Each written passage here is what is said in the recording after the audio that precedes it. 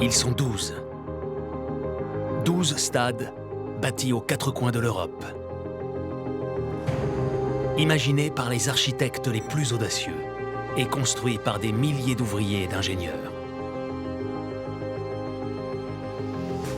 12 arènes gigantesques sélectionnées pour accueillir les matchs d'un événement planétaire, le Championnat d'Europe de football 2020. Embarquez pour un tour d'Europe inédit à la découverte des plus beaux stades du continent.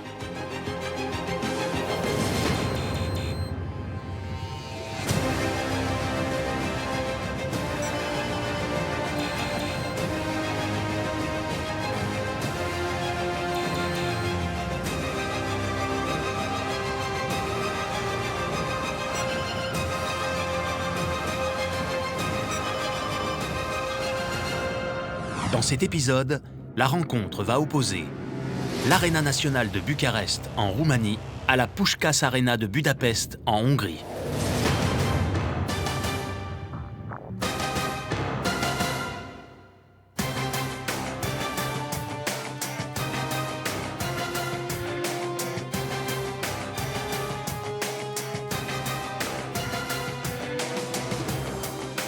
D'un côté, une arène aux allures d'amphithéâtre, équipée d'un toit rétractable et conçue pour résister aux tremblements de terre les plus puissants. C'est magnifique. De l'extérieur, on croirait voir le Colisée de Rome. Et à l'intérieur, on est à l'abri des séismes. De l'autre, une enceinte tout juste sortie de terre, prête à devenir le nouvel emblème du sport hongrois, en conservant les symboles légendaires d'un stade aujourd'hui disparu. Le peuple hongrois aimait beaucoup l'ancien stade. On y était tous très attachés. Le plus grand défi, c'était de savoir comment faire pour aimer le nouveau stade. Comment pourrait-il prendre la place si spéciale qu'avait l'ancien ? Bucarest et Budapest, deux stades situés à l'est de l'Europe, trait d'union entre le passé et le futur.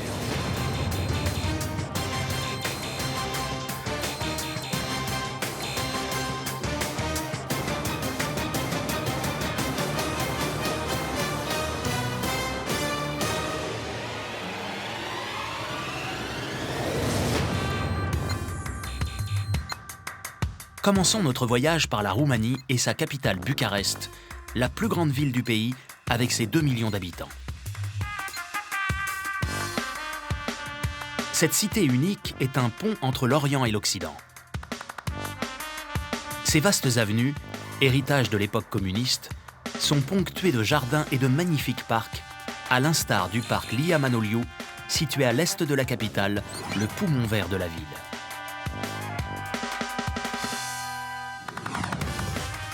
C'est ici, en 1953, qu'a été construit le premier stade national. Il a joué un rôle déterminant dans le développement du territoire. Un parc et des installations sportives ont été construits tout autour du stade. Aujourd'hui, c'est le parc Lia Manoliu. L'installation de ces infrastructures, tout près du centre-ville, a généré une dynamique nouvelle pour cette zone. Tous les quartiers alentours, comme Pantelimon ou Titan, se sont développés à ce moment-là. Ça a été vraiment un déclencheur de croissance urbaine. Le stade historique de Bucarest a accueilli de grandes compétitions sportives.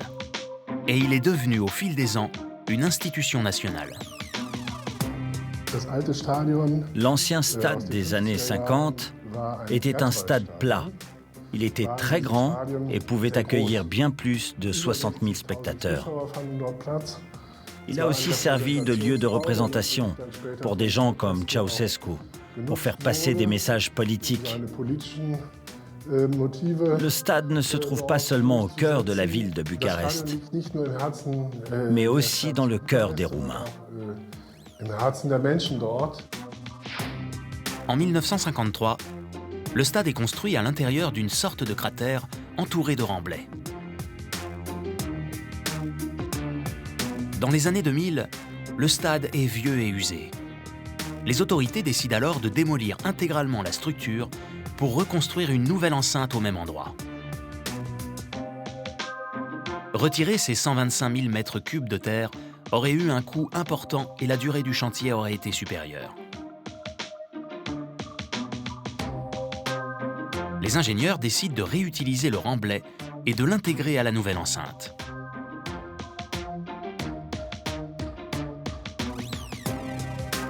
Ils déplacent la terre et forment un talus de 6 mètres de hauteur sur les 3/4 de la périphérie. Dessus reposent les 3 tribunes nord, est et sud du nouveau stade. La tribune principale, quant à elle, vient se poser plus bas, au niveau de l'arrivée des spectateurs. Cette solution a permis de ne pas gaspiller la terre et aussi d'améliorer l'expérience des spectateurs.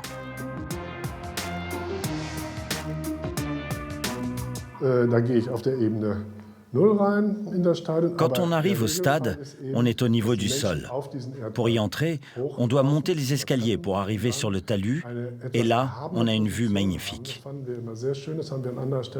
On peut se balader autour du stade en surplombant le parc, 6 mètres au-dessus, et profiter de ce qui nous entoure.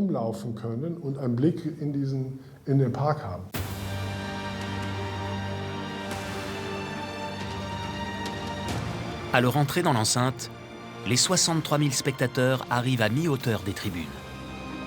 De là, les 2 niveaux de gradins se détachent très distinctement et on peut circuler tout autour avec une vue imprenable sur l'ensemble du terrain.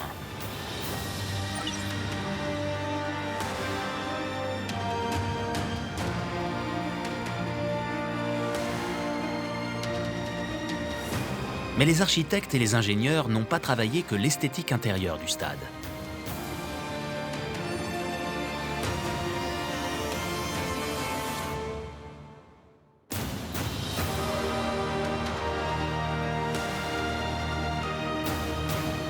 Avec sa forme et ses répétitions, le design de l'Arena nationale rappelle à bien des égards celui d'un chef-d'œuvre de l'architecture antique, le Colisée.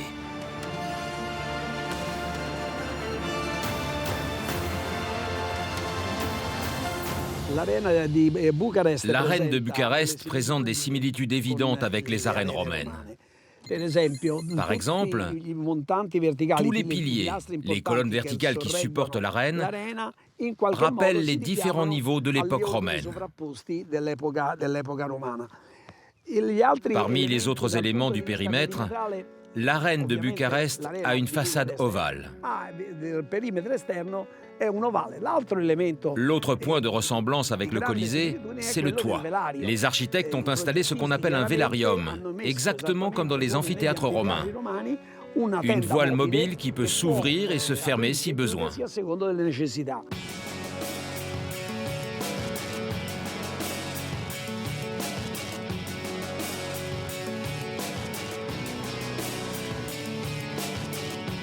La disposition des tribunes de l'Arena nationale fait écho au gradin légèrement incliné du Colisée.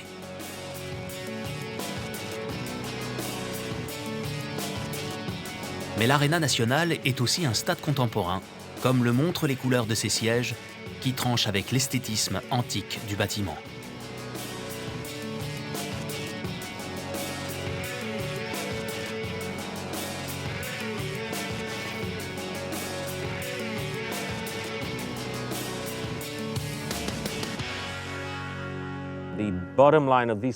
Ces couleurs représentent le drapeau national roumain, rouge, jaune et bleu. C'est un stade construit par des Roumains, pour des Roumains, donc forcément le drapeau national devait être présent. Même quand il n'y a pas de spectateurs, le stade paraît vivant. On regarde autour de soi et on a l'impression qu'il y a des gens. C'est une des raisons principales pour lesquelles les sièges ont été colorés ainsi, pour rendre le stade vivant, pour qu'il ait l'air habité. En alliant tradition et modernité, les concepteurs ont réussi à faire de ce nouvel édifice une œuvre de référence pour tout le pays.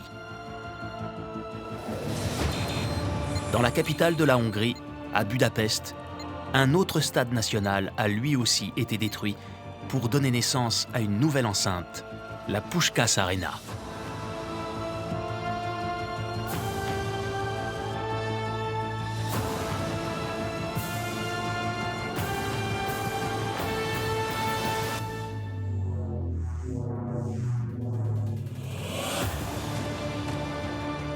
Cette ville a eu une histoire tumultueuse. Budapest présente aujourd'hui un nouveau visage. De nombreux bâtiments sont restaurés et, à l'instar de son stade, de nouvelles pièces architecturales détonnent. Cette nouvelle enceinte, de près de 70 000 places, vient tout juste de sortir de terre.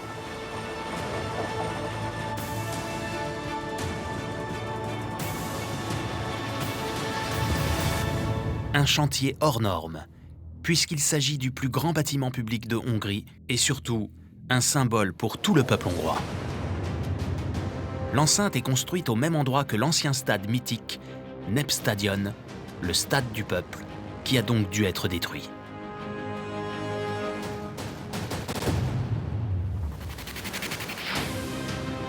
Cette structure de 100 000 places avait été inaugurée en 1953.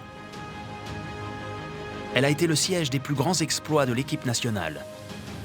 Une légende dans l'histoire du sport, surnommée le 11 d'or, emmené par son buteur vedette, Puskás Ferenc, l'idole de tout le pays.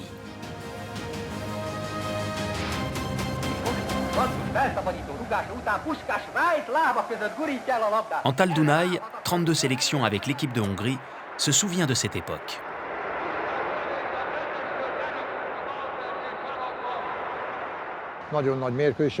C'était de grands matchs. Le stade était tout le temps plein. Et à l'époque, le football était une fête pour tout le monde. Il y avait de très grands footballeurs, comme ceux qui faisaient partie du 11 d'or. L'équipe hongroise gagnait quasiment tous ses matchs. C'était vraiment la meilleure équipe du monde.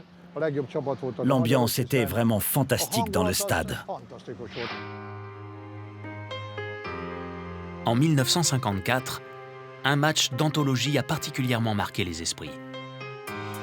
Une rencontre amicale entre la Hongrie et l'Angleterre qui s'est conclue par une victoire de 7-1 en faveur des Hongrois.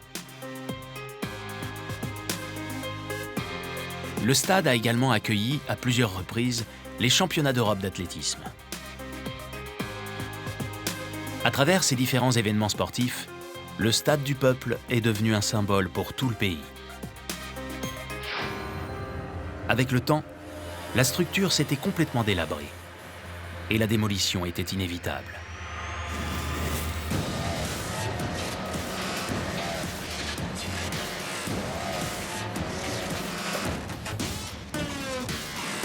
Les autorités hongroises ont donc décidé de reconstruire au même endroit un stade ultramoderne.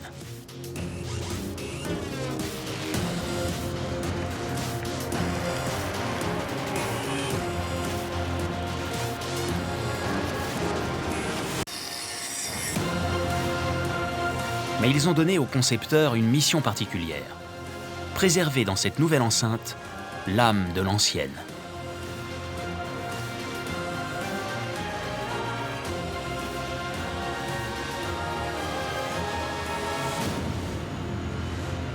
C'est György Skárdely, architecte hongrois de renom, qui a été choisi pour relever le défi. Fan de football, György venait souvent assister aux matchs dans l'ancien stade quand il était enfant.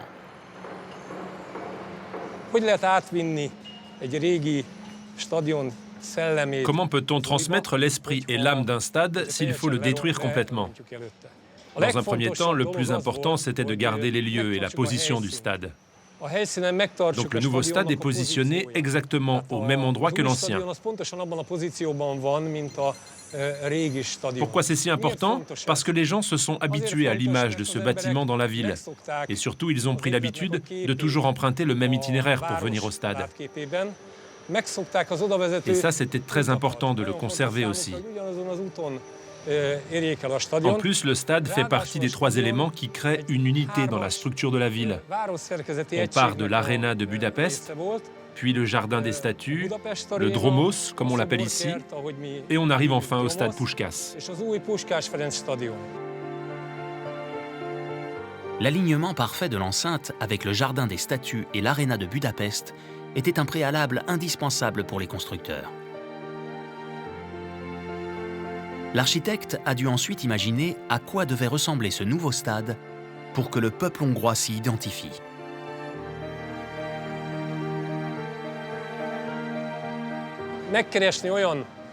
Il fallait trouver des éléments caractéristiques du stade qu'on puisse sauvegarder de l'ancien. Notre objectif était de les incorporer dans le nouveau, de façon à ce qu'ils s'intègrent parfaitement, de manière organique, à notre nouvelle enceinte. Lors de la destruction de l'ancien stade, il a donc été décidé de conserver un seul élément d'origine. Le bâtiment en briques qui abritait par le passé le centre de presse et que l'on peut reconnaître sur de nombreuses photos d'archives. Ce bâtiment reste comme le seul vestige du passé, au milieu du chantier d'un nouveau stade ultramoderne. Dans l'ancien stade, la tour servait de centre de presse.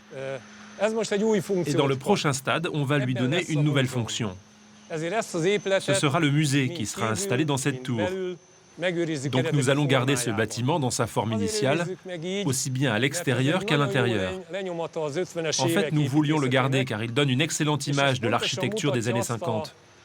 Ça montre exactement l'ambiance politique de l'époque quand on a fait les plans d'un tel bâtiment, ce qu'on appelle le style réaliste socialiste. Et ça correspond bien à la fonction du musée que nous avons imaginé. L'architecte hongrois a également voulu s'inspirer de l'ancien stade pour concevoir l'enveloppe de la nouvelle enceinte.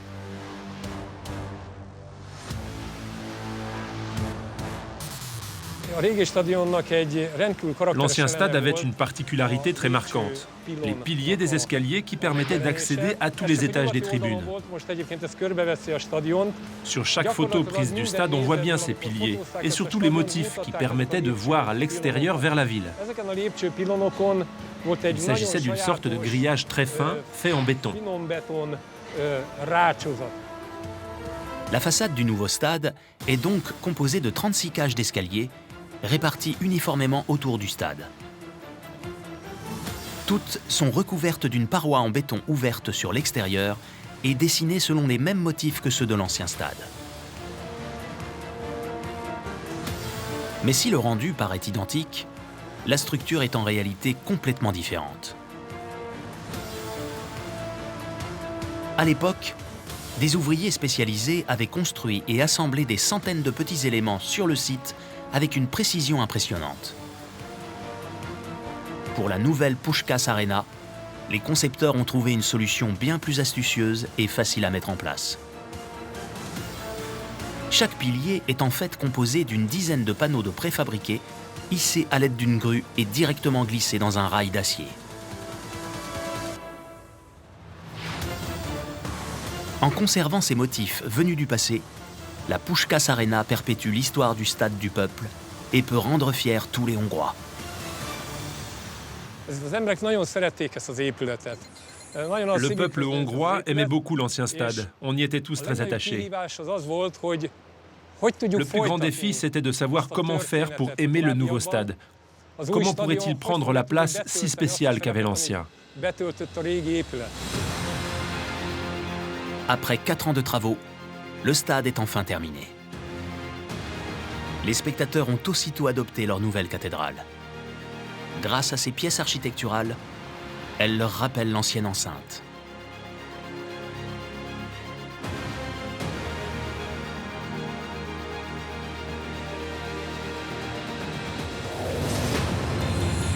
À seulement 900 km, l'Arena nationale de Bucarest est située sur une zone sismique extrêmement surveillée.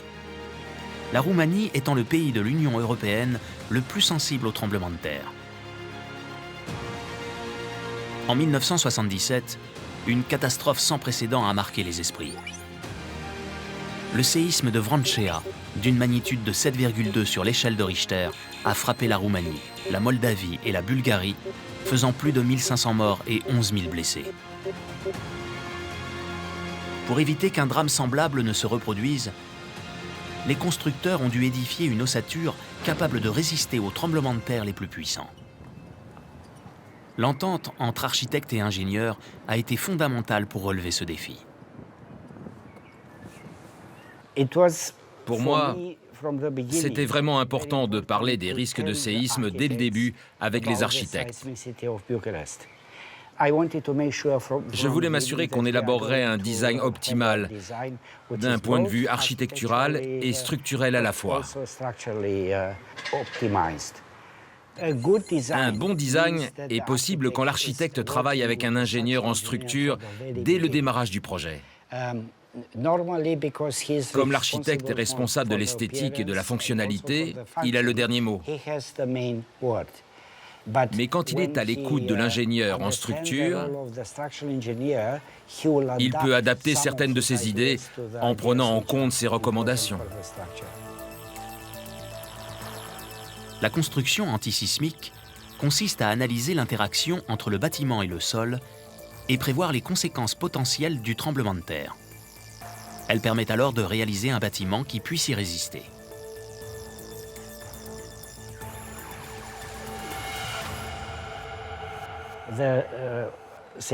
Les forces sismiques sont des forces d'inertie. Cela signifie que les forces arrivent en chaque point de la structure. Il faut qu'elles soient dirigées vers les murs pour être cumulées et ensuite renvoyées vers le sol. Pour garantir la stabilité de la structure, les ingénieurs ont développé 4 spécificités antisismiques.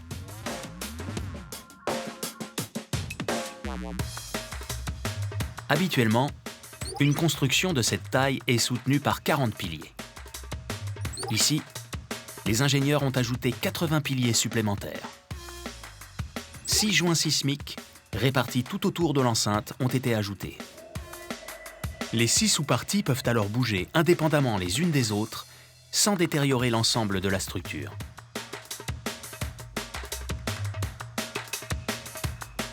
Les ingénieurs ont également bâti des murs de renforcement perpendiculaires au gradin, répartis tout autour du stade dans l'axe de chacun des 120 piliers. Pour compléter le dispositif, un mur parallèle au gradin fait le tour de l'enceinte. Enfin, sous les gradins supérieurs, des murs de soutien ont été mis en place pour consolider la structure.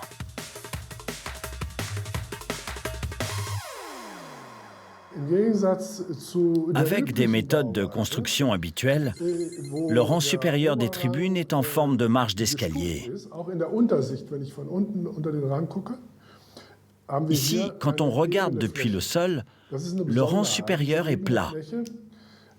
C'est une particularité unique.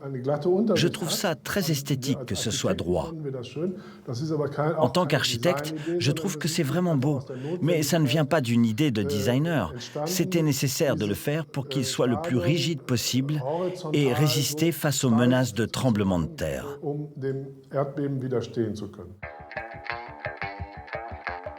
Architectes et ingénieurs ont donc conçu et intégré un maximum de solutions pour renforcer la structure et la rendre moins vulnérable aux tremblements de terre.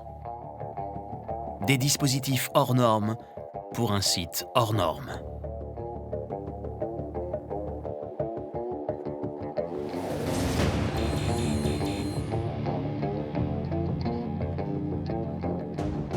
À Budapest, les constructeurs ont dû faire face à un autre défi.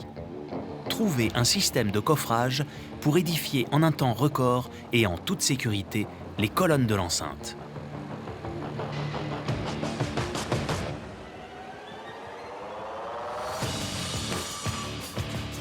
Pour supporter la structure du toit en acier, 36 piliers à géométrie variable, hauts de 45 mètres, doivent être construits. Mais surtout, ces piliers doivent être achevés en même temps, car l'arrivée d'une grue exceptionnelle venue de Belgique pour soulever les éléments de la couverture est programmée. Pour les ingénieurs et les ouvriers, commence alors une course contre la montre. Ils vont utiliser un coffrage spécifique qui permet de construire en même temps et au même rythme ces gigantesques colonnes.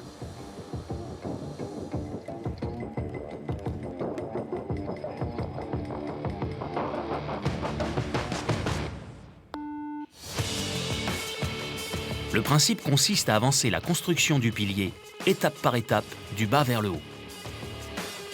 Pour y parvenir, ils ont choisi d'utiliser un système de coffrage à 3 niveaux. Il faut d'abord construire les 2 premiers étages du pilier, selon une technique de coffrage classique. À partir de là, on peut alors installer un système parfaitement adapté à la hauteur et à la forme du pilier. 3 plateformes servent aux ouvriers pour effectuer les travaux. La plateforme inférieure sert à effectuer les travaux de finition et de nettoyage.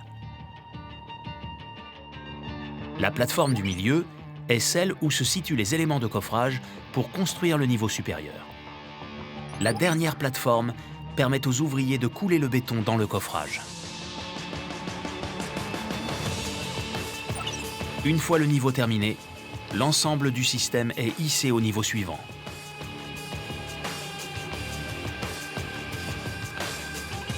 Grâce au coffrage adaptable, qui peut se reculer jusqu'à 75 cm, le mur prend l'épaisseur ou la forme souhaitée.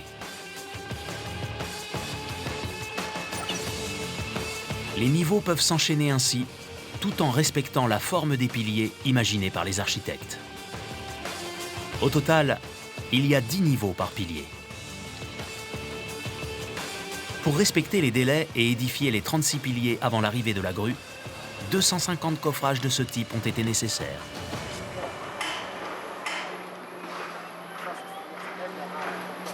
Et pour complexifier la tâche, dans ce pays où l'amplitude thermique est importante, la coulée de béton devait toujours avoir lieu au même moment de la journée.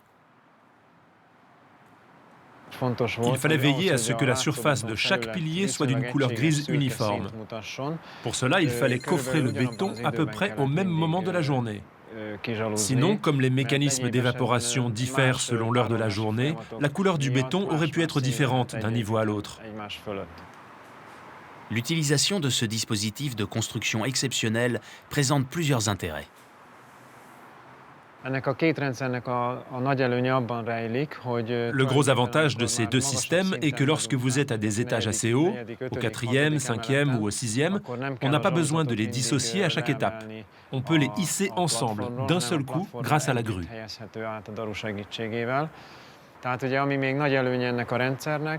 Un autre avantage important, c'est que c'est un système sûr, qui permet aux ouvriers de travailler dans un environnement sécurisé, protégé par une clôture, à une très haute altitude.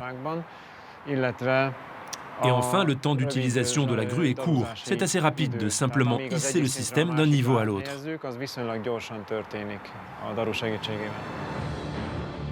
Les piliers ne sont donc pas construits l'un après l'autre, mais tous en même temps. Ce système permet de progresser sur les différents piliers en simultané. En attendant que le béton sèche sur un niveau, on procède au niveau supérieur sur un pilier voisin. Ainsi, les 36 piliers ont été achevés en seulement 1 an, juste à temps pour que la grue hisse l'imposante toiture en acier.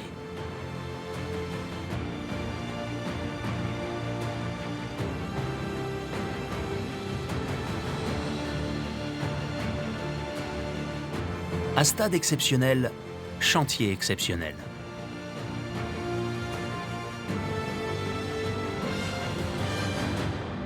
Et si à la Puskás Arena, 36 piliers ont été construits directement sur place,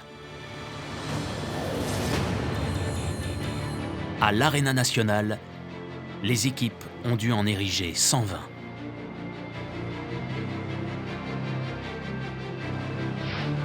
Ils ont coulé le béton dans des coffrages sur place.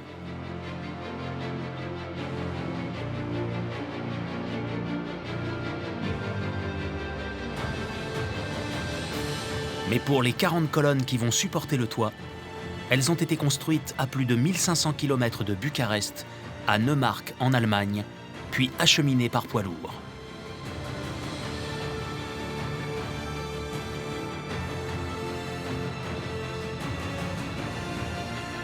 Mais construire toutes les pièces en Allemagne était trop complexe et onéreux. Alors les architectes allemands, en collaboration avec les architectes roumains, ont eu une autre idée.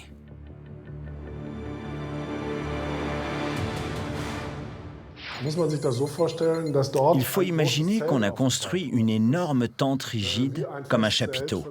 C'est une solution pratique. Une grande tente de 50 mètres de long et de 50 mètres de large. Dans cette tente, on préfabriquait les pièces, qui étaient ensuite stockées pendant un certain temps. Quand elles étaient prêtes, on les apportait sur le chantier de construction et on les entreposait jusqu'à leur installation.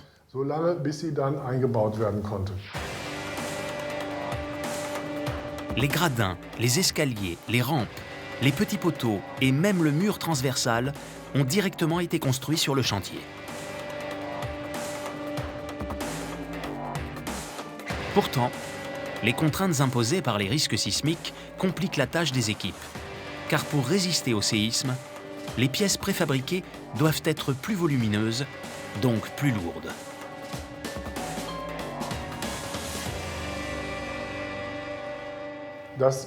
Avec les petits éléments de préfabriqués, on peut utiliser les grues. Ce sont les mêmes grues qu'on utilise pour d'autres tâches sur le chantier. Pour les gros éléments ou les éléments du toit, on utilise des grues spécifiques qui ont des capacités de charge plus importantes. Quand on construit avec du préfabriqué, les engins qui servent à transporter et installer les éléments jouent un rôle fondamental parce que les charges sont très lourdes. Le design des pièces préfabriquées doit être définitif, car il est impossible de modifier un élément lors de sa pose.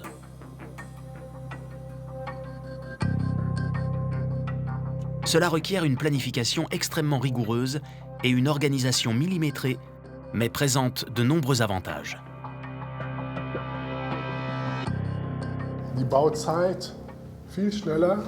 Le temps de construction est beaucoup plus rapide. La qualité est parfaite. On n'a pas besoin d'effectuer un traitement supplémentaire, un nettoyage ou un lissage avec du plâtre. On n'a pas besoin d'attendre que le béton ait durci pour passer à l'étape suivante. On peut continuer à construire au fur et à mesure les différentes pièces. C'est vraiment satisfaisant de voir comment ces pièces de Lego ont été montées rapidement et s'enclenchaient correctement. Tout a parfaitement fonctionné.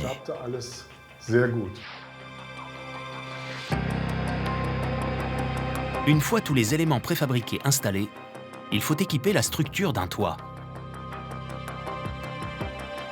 Pour ne pas fragiliser l'ensemble face au tremblement de terre, les ingénieurs ont opté pour une couverture extrêmement légère.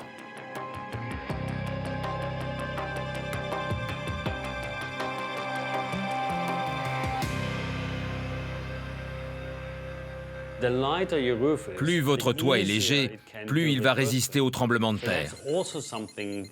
Et c'est aussi comme ça qu'une structure légère est plus forte que n'importe quel système de poutres, méga-poutres ou autres, utilisé dans un stade.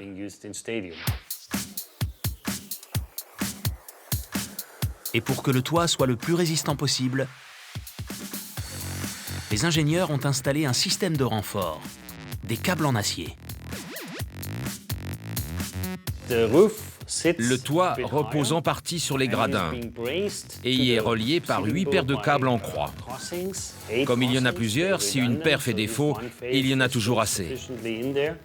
Mais la clé est de minimiser le poids mort, le poids du toit, pour que l'accélération ne soit pas destructrice.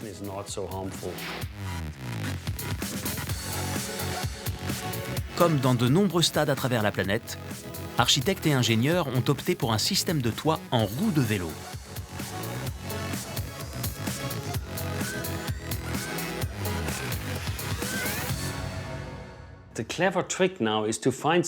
L'astuce est de trouver un système qui permette aux forces qui s'exercent sur les structures légères de ne pas simplement être transférées dans le sol, mais d'être contrebalancées.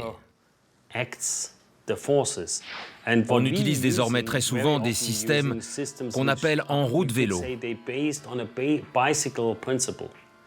C'est ce qu'on a fait pour la structure du toit du stade de Bucarest. C'est le même principe, mais en plus complexe.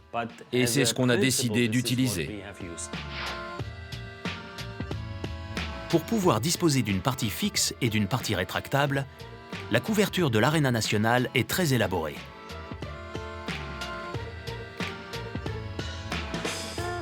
Ici, 2 systèmes de roues de vélo ont été associés, un pour la partie fixe et un pour la partie rétractable. Pour la partie fixe du toit, les 40 colonnes reliées par des poutres de 18 mètres de long forment la jante de la première roue. On appelle cela l'anneau de compression. Un système de câbles tendus reliés au centre de la structure du toit représente les rayons. Ils vont se fixer à la jante de la deuxième roue. De nouveau, des câbles sont tendus jusqu'au centre de la seconde roue de vélo. Le moyeu de la deuxième roue est le point central de tout le système. C'est une grosse pièce d'acier de 40 tonnes qui héberge le toit rétractable. Pour que l'ensemble du toit soit équilibré, des tubes verticaux ont été installés au centre des deux roues. Des câbles partant de la pièce centrale passent au-dessus des tubes d'acier et vont se fixer sur les poutres de l'anneau de compression. Ainsi, deux roues aux fonctions bien distinctes sont suspendues grâce à ce système de câblage.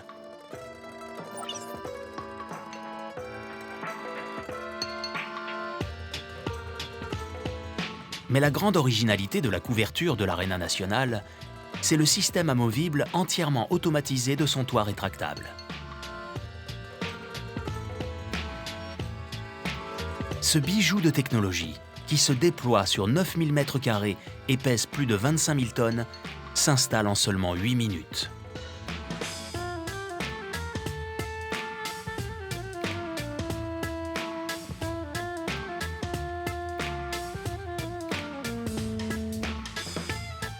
La couverture du toit est stockée dans une grande boîte que l'on appelle le cube vidéo, situé à 42 mètres de hauteur. Il est équipé de 4 écrans géants et de plusieurs enceintes pour le son.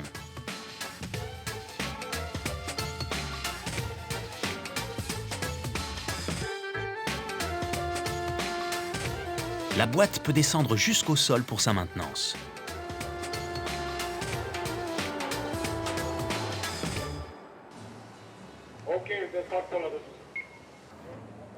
Dan Radu nous emmène à l'intérieur de cette structure hors du commun.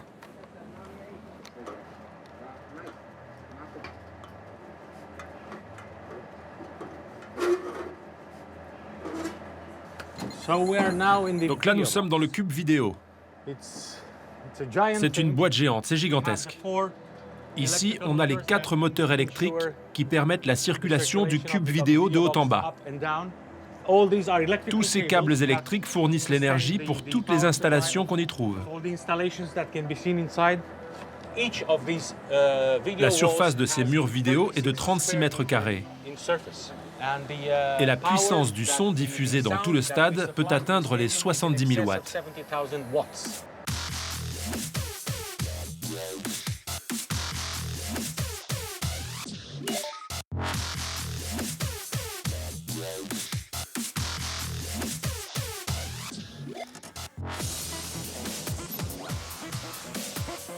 Aux commandes de ce système de pointe ultra sophistiqué, Catalin Soare, directeur des opérations. Ici, on est dans la salle de contrôle. Et on se trouve face aux 2 panneaux de contrôle. Un pour le toit et un pour le cube vidéo. Les 2 écrans sont liés. Sur celui-ci, on reçoit les données transmises par la station météorologique du toit rétractable. On peut y voir la vitesse en km/h, la température. En fonction de la vitesse du vent, le système se met en sécurité. Si le vent dépasse 20 km/h, par exemple, la station bloque le mécanisme du toit, qui ne peut plus être enclenché. Le blocage dure 60 minutes. À ce moment-là, si le vent s'est calmé, le mécanisme se débloque.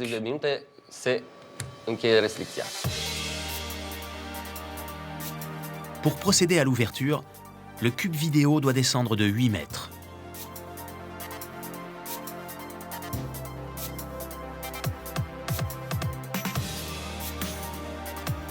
Puis, des chariots transportent et déplient la membrane sur des câbles d'acier qui, en plus de supporter le poids de la structure, font office de rails.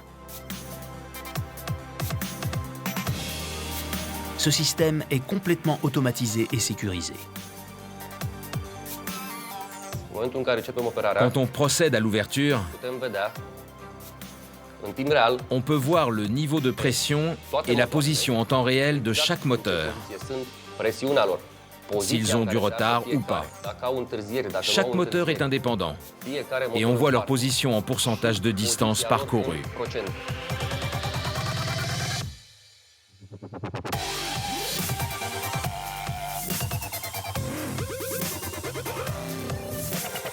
Une fois en place, un système de vérins hydrauliques accroche la membrane et met les câbles en tension. Le toit est alors parfaitement rigide.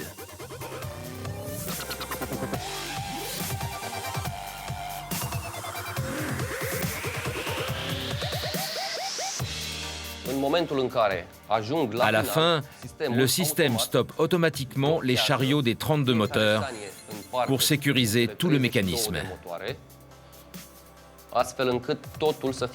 Et nous, depuis notre salle de contrôle, on peut vérifier que chaque moteur est bien arrêté sur nos moniteurs.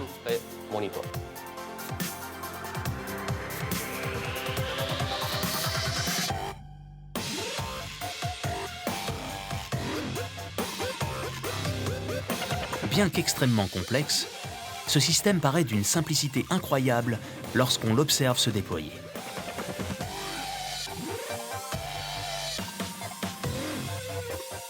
Le toit ressemble à une sorte de parapluie géant très léger qui recouvre l'enceinte et protège les spectateurs, mais sans leur donner l'impression d'être enfermés.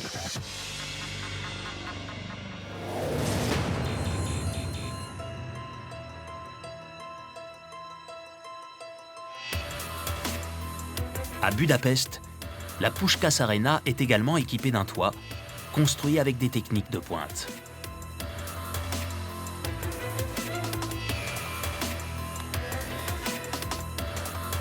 Contrairement à l'ancien stade qui était complètement ouvert, les tribunes d'aujourd'hui sont entièrement recouvertes. L'un des plus gros défis des ingénieurs était de fabriquer l'immense toiture qui recouvre l'intégralité des gradins de l'enceinte. Une structure de métal de 10 000 tonnes qui repose au sommet des 36 cages d'escalier du stade, créant ainsi un porte-à-faux gigantesque de 90 mètres de longueur.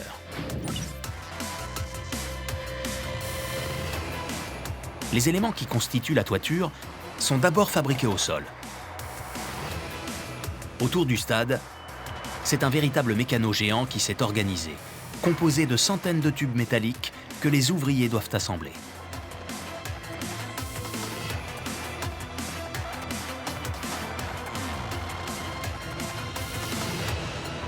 La toiture se décompose en 36 segments identiques. Chaque segment est constitué de 3 éléments distincts qui sont d'abord montés chacun de leur côté.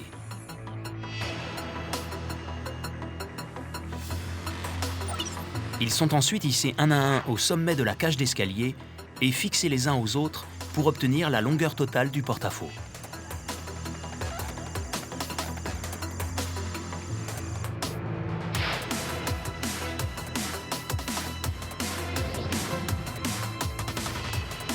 Dès l'installation de la première poutre, cette opération à haut risque a nécessité d'employer des moyens exceptionnels.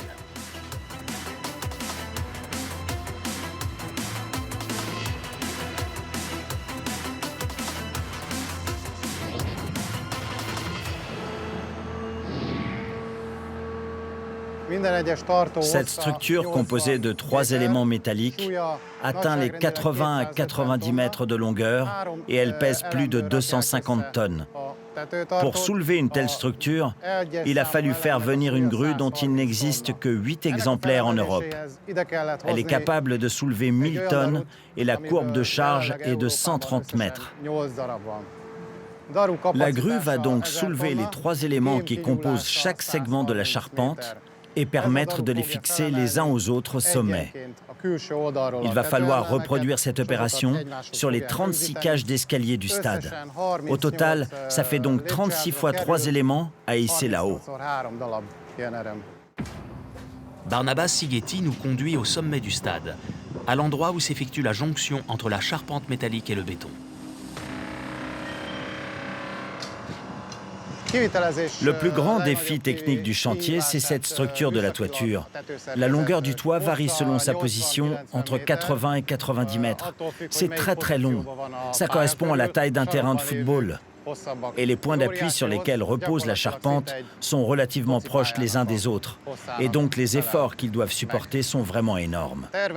Dans la première phase de conception, les ingénieurs ont imaginé avoir recours à des solutions traditionnelles pour fixer le toit du stade avec des pièces classiques en acier. Mais ils ont constaté qu'avec ce type de système, la résistance de la charpente n'était pas garantie et que des fissures pouvaient apparaître au niveau des endroits qui subissaient les efforts les plus importants.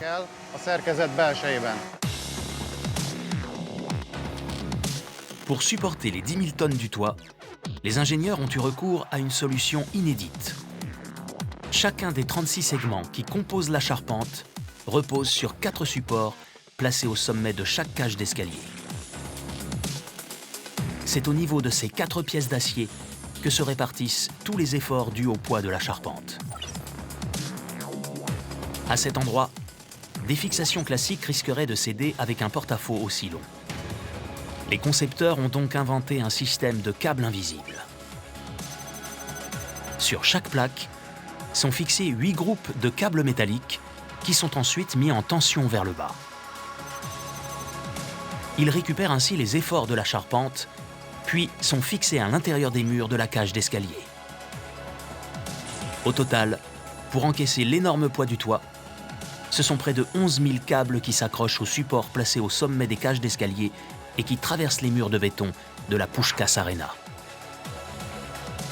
Sur le chantier, les ouvriers tendent les longs câbles que l'on devine à certains endroits du stade, déjà noyés dans le béton de la façade.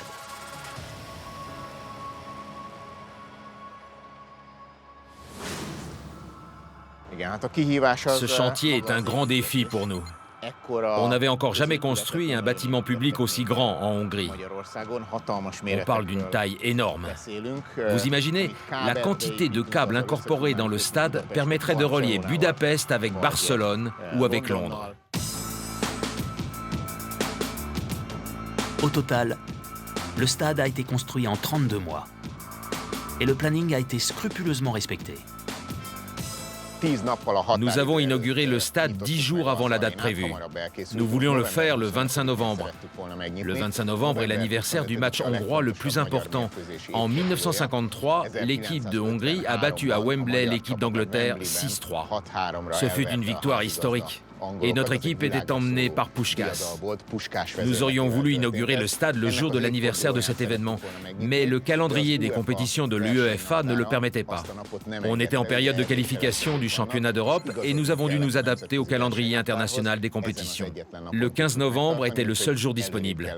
Et nous avons dû accélérer notre calendrier et terminer le travail 10 jours avant le délai prévu. Pour ces hommes qui ont participé à la construction de ce temple du football, la fin de ce grand chantier suscite beaucoup d'émotions. Nous sommes très heureux.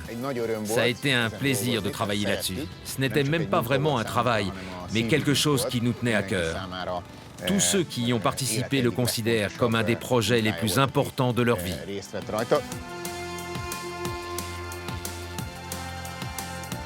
Et pour les spectateurs, la nouvelle Puskás Arena est une vraie réussite.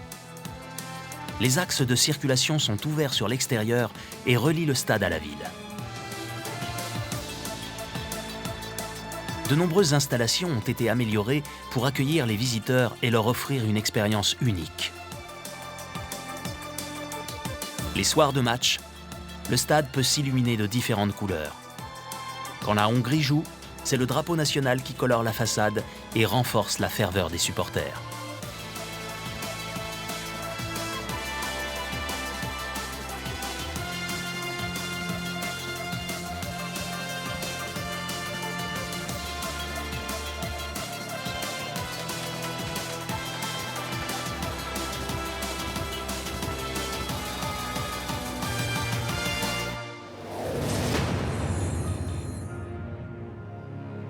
L'Arena nationale de Bucarest et la Puskás Arena de Budapest ont su se réinventer, tout en respectant les caractéristiques légendaires des anciennes enceintes aujourd'hui détruites. C'est un lieu très important pour les habitants de Bucarest. Non seulement c'est le plus grand stade de Roumanie, mais c'est surtout le plus beau stade du pays. Et je suis très fier d'avoir cette chance d'être ici et d'y travailler.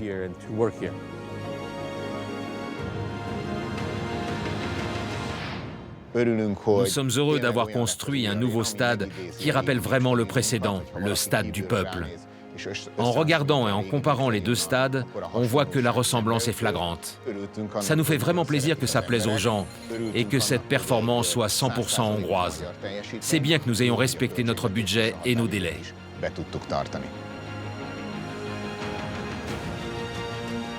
Ces deux arènes du XXIe siècle peuvent à présent écrire une nouvelle page de l'histoire de leur pays.